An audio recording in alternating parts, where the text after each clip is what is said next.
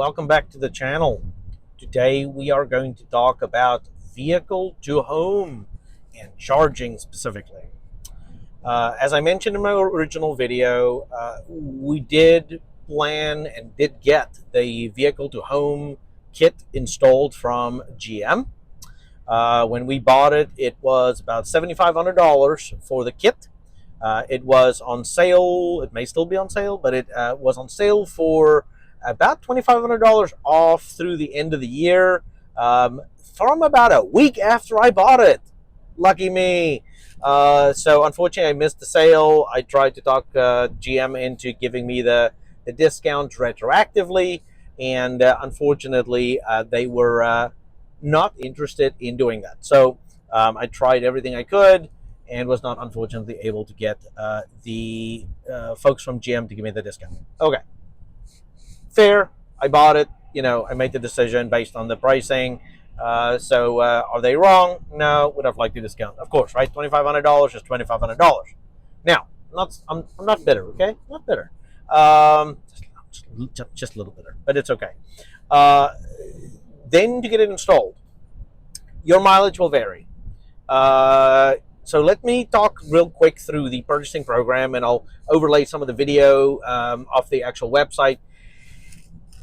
They went with this kind of like flashy markety kind of website with all the pretty animations and all that jazz. And the problem with that is, while it's theoretically fine, it's beautiful and whatever else, to actually buy it's really not intuitive. I've been in e-commerce and software for almost 30 years. Look, like, I know software, okay? And I bought it by accident, not realizing I had bought it, because you don't actually pay upon checkout. You pay upon almost like an invoice, so you can get it financed or whatever else. So you commit to buy it, but haven't paid for it yet. I did that without even knowing. Okay, so I kept getting this phone call from this specialist that wanted to talk to me, and I'm like, what in the world? I don't even have the truck yet. Why in the world are these people chasing me down? Turns out I had actually committed to buy the vehicle to home kit without realizing it. So that's special. Then once I did it, I actually, I worked it in, there was crazy 0% financing on the truck when I bought it. So I basically financed in. I traded the car in. It had a good amount of equity. So, but I, in essence, financed in the vehicle to home kit into the car, and it was part of the decision for us to actually buy the car. We live in an area where power outages do occasionally happen. It's rare, but when they do happen, they're generally not longer than 2 or 3 hours. The longest I think we've had was about 6 hours, which doesn't sound that bad. It's actually really, really good, because we're very close to a nuclear power station, so we actually get really good power coverage generally and don't have a lot of outages. But we're on well. If you're on well, you know that being on well means you are on electricity for water. I could live without electricity. I do not like not having running water. Especially, we get hurricanes here, we get snowstorms or ice storms occasionally. It's rare, but we do. And we've had some that's shut down electricity for longer periods in the area. Again, our house, I don't think will last that long, maybe a day or so, just because of our close proximity to the actual power station. We tend to come up pretty quickly. By the way, pro tip: if you buy a house near a nuclear power station, buy a house that is on the power line where the alarm for the power station is, for the nuclear station. They actually tend to prioritize getting that fixed. So, pro tip. Okay, so unintentionally bought this thing. Now I had to pay for it. Again, worked out the deal with the dealership. Ended up financing it in by basically getting money out, like a check out of the deal, and paid for the vehicle. Paid for the system that way. Then we went and I said, okay, nobody is talking to me about how to install it. I literally had it delivered at my house. It came really dang fast, within 2 days, 3 days. It was on its way, and I think I had it in my garage maybe in like 4 or 5 days after paying for it. So it's really fast. That may change as more people buy it, but again, very quick from my experience. It's giant. It drops the crate. The guy showed up 6 hours early, just dropped it in my driveway, and then drove off. Not great, not GM's fault, it's the carrier, but I was not impressed by that. Like, it's a $7,000 system. If it was raining or something like that, and I wasn't there for 6 hours, having this system sitting out in my out in the rain would be really bad, really bad. And so I got home and had to very, very carefully drag really heavy pieces into my garage in order to actually get ready for this install. And it's a big crate that comes in. It's a bunch of big boxes. You get basically 4 things. You get the charger, you get the dark start battery, you get the inverter, which, by the way, will also handle a bunch of solar panels and do the inversion for those. So I am looking at getting solar panels installed. I've always liked them, but I didn't like the upstart cost. But now I have the inverter and everything already, so I might look at doing that. I'll do a video on that if I end up doing that. And then lastly, you get the home hub. And the home hub, there's not a lot of the documentation GM's created is really good, but it's still hard to kind of piece all of it together. So I am going to walk you through what all of these pieces do, how they're interconnected, how my electric company ended up installing them, and I'll have visuals all along the way. So you can actually hopefully walk out of this video with a really good idea of how these systems work together and do it well. By the way, I am doing hands-free, just FYI. I'm on a nice clear freeway going to go pick up some robot parts for my kids, robot team, and Super Cruise are doing a fabulous job driving on this beautiful sunny, very cold, but beautiful sunny day, getting me to my destination and giving me the ability to talk to you while the car is doing most of the driving. But if you do see me occasionally paying attention to the road, that is why. Okay. So let's talk about the system itself. So, oh, that's right. We were talking about the installation process. So, nobody contacted me for, giving me an installation quote. So I reached out to this dude that's been calling me constantly, trying to get me to pay for this thing that I didn't know I bought. And I said, hey, now you can be useful. Can you please help me understand why I did not get somebody reaching out to me to quote for the installation? And he was like, oh, didn't you go to Qmerit to put a request in? And I said, no, never saw it. Never saw the place to do it. I went and looked 4 or 5 times on the website, couldn't figure out how to get it. I could see that they say they do quotes through Qmerit, but I couldn't figure out how to actually do the handoff. They literally had to email people internally to get me a referral link to actually do it. Dude, come on. This is 101 stuff. This should be easier. Hopefully this will get better as they kind of get better into it. When I bought it, it was about 6 months after the product launch. So I'm sort of very, very early adopter. There's only about 1 other person in my general area that's having this installed while I was doing it. There wasn't even an install done. I was one of the first installs that completed. Okay. So, finally got my quote from Qmerit, fell off my chair, got back on my chair. For the sake, I'm not going to say who the company was, and I don't want to quote exact numbers, but I will give you ranges. The companies, I did get a couple other companies to give me quotes as well directly. It varied anywhere between below 10 and close to $15,000 to get installed. So if you're keeping score at home, that's $22 grand at the high end to buy and install the system. That is steep. I was actually lucky. One of the local electric companies that I've worked with in the past said, hey, we would love to learn how to install this thing. If you, so they gave me what I thought was a very reasonable rate. Still wasn't cheap. Okay. I'm not going to even pretend like it was cheap. It still cost a lot. The installation was more expensive than I had realized. It cost more than the system to buy it. So that says something. Okay.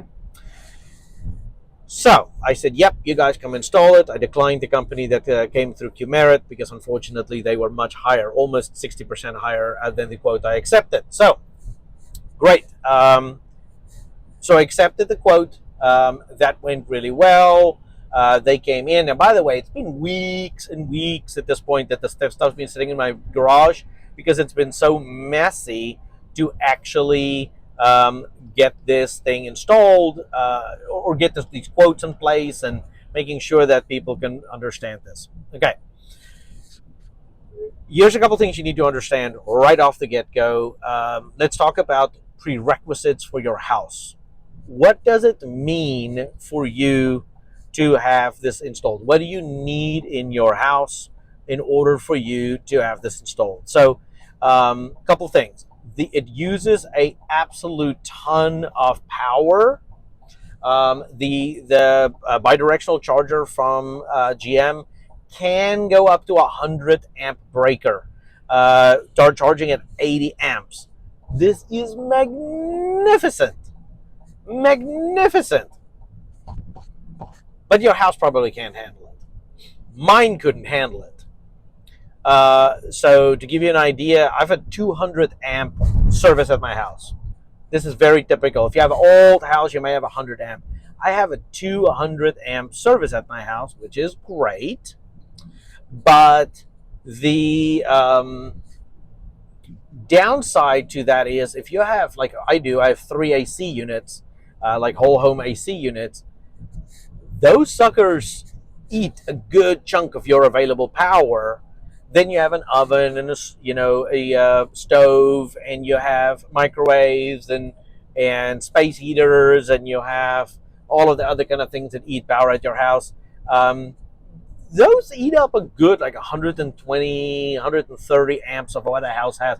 And I'm not going to get into like how they do the load calculations. There's websites so you can actually type in your information that basically with the square footage you're heating, etc., and takes a bunch of other parameters and will estimate for you what your allowed amperage is. It's not as simple as just adding up all of the switches on your board, because if you do that, you'll find out that you have way more than 200 amps on your board. But that makes sense because you don't have everything on at the same time. In fact, I have had a Sense installed in my house for a while, and I don't use near my house's capacity on a regular basis. So, long story short, you're gonna have to get load capacity calculated for your house to figure out how close you are to being able to max out your house already. In my case, I also have a Tesla, so we have a Tesla wall charger that eats another good chunk. It eats actually it's a 60 amp breaker, 48 amp charging, so that eats a chunk of the house capacity. I also run a welder sometimes, so I had a NEMA 1450 that I used to actually charge my car for a while. That ate another chunk. I actually lost that. I actually had to take that out in order to stay under capacity, adding the second charger. I also had to install the second charger at 60 amp breaker, 48 amp capacity. I couldn't do anything above that because I would go over my load rating. Sorry if that got really technical really quickly. I didn't mean to go quite that deep, but bottom line is, look at your house. What amps do you have coming in? It's going to be the big breaker that comes into your house. In most houses, it's going to be 200 amps. That's what I had as 200 amps. Downside to the 200 amp breaker is you need to see, or not downside, the capacity limit on that 200 amp breaker is going to be the thing that decides what you can and can't add, and how much, basically how big of a GM charger you can put in at the end of the line. Okay, next let's talk about the pieces in the system, and I'll put some video and images up here so you can kind of see what the systems look like, the piece of the puzzle looks like. The first thing is that home hub. So in essence, GM supplies you with this giant cabinet that can be used as a replacement for your primary hub. You don't have to use it for your primary hub. You can use it as a slave or a second hub that goes behind your primary hub if you wanted to. In my case, that worked out better because I basically have a combo meter outside. Again, I'll put a picture up here so you can see it, but it's basically a combo meter. So like I have my electric meter and a couple of switches underneath it. And so trying to put the hub as the primary switch, primary hub for the house. Didn't really work out for me, but you may have a different situation. Your meter may coming directly into your hub today, and in that case, you would put the hub as that first step in your electrical system. What's really interesting about the hub, though, and I didn't understand this until we really dug into it, is the hub actually has a couple of switches on it. So it actually really is a panel in itself. It is not just a hub, it's also a panel. And so you can run up to 6 switches on it in those 6 breakers. 2 of them are reserved, okay? One I used to go to my sub panel, my backed up panel, which was my existing house panel. So basically that's power that'll be supplied up to 120 amp panel, 125 amp panel, I think is as high as you can go, that is backed up, that runs off the backup power when the house is switched to backup. The other switch that is used is the 60 amp breaker that connects you to the inverter. We'll talk about the inverter next. That will basically be where your power comes from during a outage or when you're in a backup power situation. The other 4, though, is available for you to basically run other circuits in your house that is backed up.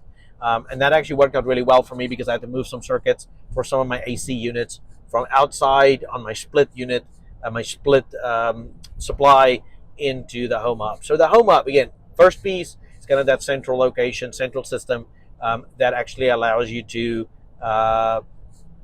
replace your hub if you want it, or it's the first thing your power comes into. It also measures your electricity, does the failover switching if you actually lose power, and you can also connect your non-backed up charging circuit in there. All right, next, inverter. So there's a giant inverter. It is unbelievably heavy. 2-person job to mount it. To both of the electricians I had out there had to be work together to get it up on the wall. It's a monster. It is a monster to get up there. It's really heavy. It's really big. And all it does is take the voltage incoming from your car, I think it's 500 volts coming from your car, 500-600 volts, and then convert it to up to 60 amps, I think, backup power. And again, 60 amps may not sound like it's enough, but you don't generally run everything in your house. And by the way, if you're like me, when I'm running backup, I'm going to turn off a lot of things in my house because I'm not at that point expecting my truck to just run my house like it's I'm not off grid and expecting my house to run fully on this. I'm just expecting it to keep us going, keep the fridges cold, freezers running, keep at least one floor of the house livable temperature, and keep my water running, right? That's the stuff I want to keep going. I'll probably turn off my electric heater, water heater, because it is a power hog. That sucker loves some power.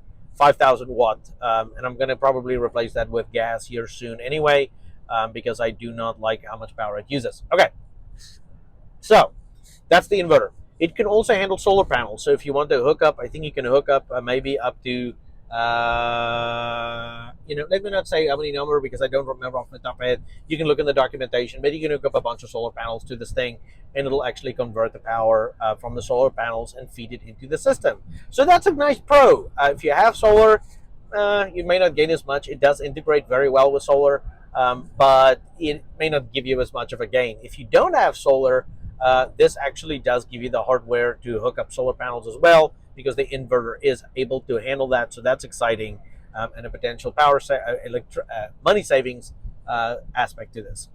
Last piece is the bidirectional charger. It's a doozy. I told you that charger can run up to 80 amps charging on your vehicle. That's 20 kilowatts for home. That is nuts. It is unreal. It'll be about, I would guess, 35 miles an hour, 38 miles per hour EPA that you add to the truck. So in 10 hours, you can charge 350 miles. That is nuts. I would love to have that. Unfortunately, I can't because of the fact that it's not throttled. If I could make it throttle based on how much power the house is using, GM, if you're watching, please add that feature. You can. I know you can, because the software is available and you look at it on the pins today. So please, let's add throttling for me so I can actually set it to, whatever. I hook it up to a 100 amp breaker. But the GM system is already measuring how much power my house is using. So they could absolutely throttle back the charging on my truck depending on how much power the house is using. And you will pass code if that is the case. Unfortunately, until they add that, you cannot do that. So that's the bi-directional charger. It's got a honking cable. It plugs into the truck and is hooked into both the inverter to feed electricity back from the truck through the charger into the inverter to power the house in the case of an outage, or can get unbacked up, very important, unbacked up power from the home hub or upstream from the home hub to actually charge your truck when you, or any CCS vehicle, in order to actually just charge the vehicle. And as I said, it can charge up to insane rates. All right, so that's the system. Third, let's talk about installation. So installation was pretty straightforward. Again, the company that came in were super cool. They were learning as we were going. So the provisioning process was very messy because they had never done it. So that was really, really interesting because they had never done it. So we all kind of had to figure out together how to do the provisioning, but we did. And we got it all provisioned. But there was this little blinky yellow light for me on my inverter that said that there's a battery fault for the dark start battery, even though the dark start battery was well connected, charging, happy. We couldn't figure it out. We finally ended up having to go through all the layers of support for installation. They actually put us in contact with a tier 1 installer, so somebody that is in Detroit installing these things. I have been installing it, and the employees that's been testing it. So went through him. He couldn't help us. He had access to the engineers though that actually built it. Took 4 or 5 days of actually talking to engineers to finally figure out how to fix this. And they ended up figuring it out on their side, changed something on their side, which there was a setting that was stuck somewhere, and that resolved the issue and it ran green. So installation was pretty straightforward if you've got a capable electrician and a good place to install it. In my case, and you'll see the pictures, I had this wonderful spot in my garage that you would think that I had planned to have this installed. I did not. I just kind of moved stuff around in my garage to be as efficient as possible, and it turns out where my power is, where my panel is, it naturally fit very easily there. And as a result, we got this beautiful installation set up that looks just really beautiful and professional in my garage. And I'm super, super happy with how it came out. Lastly, does it work for backup? And I tell you what, the first time we actually experienced that, it was as close to a magical thing that I've ever seen in my entire life. It was so, so cool to just, we turned the power off, the house went dark. It takes about 30 seconds apparently for it to kick up, but it turned on and started running the house off of the truck. And in the truck, I could actually watch on the dash, on the Bindle dash, what the power usage of the house is of the truck. And to run my kind of basic house was very low, 15, 20 kilowatts, which was surprisingly low to me. But as I said, I have Sense that kind of tracks my house's power use, and it can go a lot higher than that. So, it can go upwards of 60. So I have in my house, side through. In my house, on a 200 amp panel, you have about 48 kilowatts total wattage that you have available. Okay, 48,000 watts that you have total that you can use on your house at any given moment. God help you if you use that much at the same time and on a consistent basis, because that's going to be a heck of a power bill. But most of the time you use about 15. It can go way lower down at times, like at low use when it's 70 degrees outside. You use no AC. I've seen it drop as low as like, you know, probably the lowest I've seen is 2,000 watts, but that's rare. That's like most of the time you're on like the 10-ish kilowatt range. So sorry for that sidebar, but I wanted to just kind of give you that idea. 48 kilowatts is what you have available. But that's like, I mean, everything's on. Like your stove is on, your everything's on, everything's running at the same time, and you're just pulling a ton of power. Okay, so it works. It actually powers my house. I have not yet had an actual outage where I had to like really rely on it, but I'm super excited about the first time that's going to happen. Not for the power outage, but for the fact that we have the system that can actually save us there. So, would I buy it again now that I've gone through all this? I don't know. And let me tell you why. First of all, the cost. I was not prepared for the installation to cost as much as the system, actually more than the system. That was a shock to me. I knew it was going to be expensive to install, but I was expecting like $5,000 or something to install it. So the close to 10 and even higher quotes to install it. If you have a difficult place to install it or long distances to run, buckle up, Buttercup. It's going to be expensive. Okay, it is going to be an expensive thing to install. It is not cheap to install. So that was a downside to me, and that'll hold me back from doing it again. Secondly, the jury's still out on whether or not this will work with other car brands, and like, can I plug a Ford into this and actually get power backup on it? My guess right now, I can almost, without knowing, I can almost guarantee you the answer is no. My hope is as everything standardizes on NACS, they can standardize, and we can use, like if I want to buy a Cybertruck in the future, will the Cybertruck be able to work for bi-directional charging in my house? I would love to say, yeah, it's going to. I don't think it's as cut and dry today, so just FYI, that's a limiting factor. Same thing with the Lightning. I'm not about to buy a Ford Lightning. I will not buy one for other reasons. I'm not going to get into it here.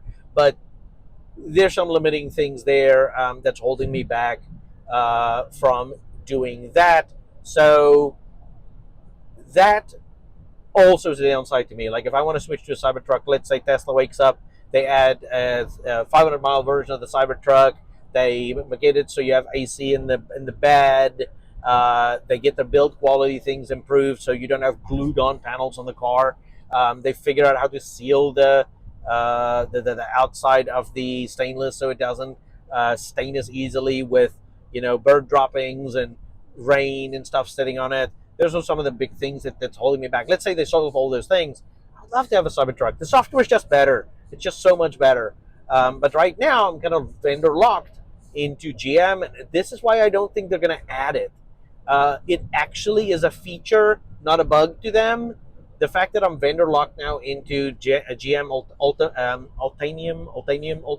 I don't know how you say it, but their Ultium platform is a feature to them. Like this actually vendor locks me to GM. So that's my conclusion. Very cool. Glad I did it. Glad I'm there. Going to probably install solar panels now that I have the inverter and everything in place for it. It's kind of a duh not to do it. It's kind of a sunk cost, so might as well do it. Because it'll save me some money, and I might do it myself because it's actually pretty straightforward and just have the electricians come wire it.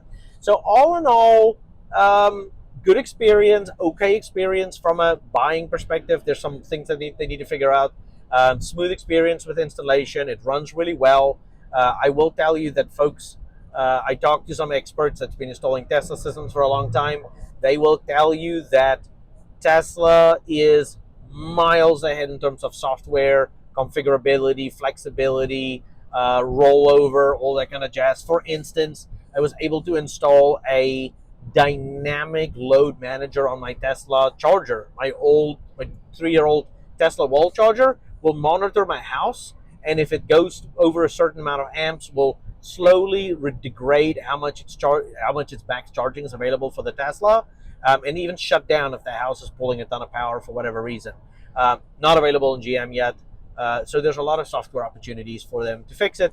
That being said, it's 6 months old. There's going to be more things that'll come with firmware updates. Everything is firmware updatable, so we will be able to get more features. So, yeah, will I buy it again?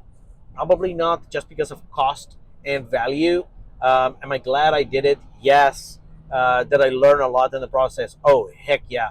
I learned about load ratings on houses. I learned about what I need for code. I learned about like how the amperage works, and the just incredible amount of things that I learned in the process. And I want to say thank you to the two electricians that came out and let me watch videos, ask them 1,000 questions, and just were overall phenomenal gentlemen working with me as a very annoying homeowner wanting to learn about the system that they're installing.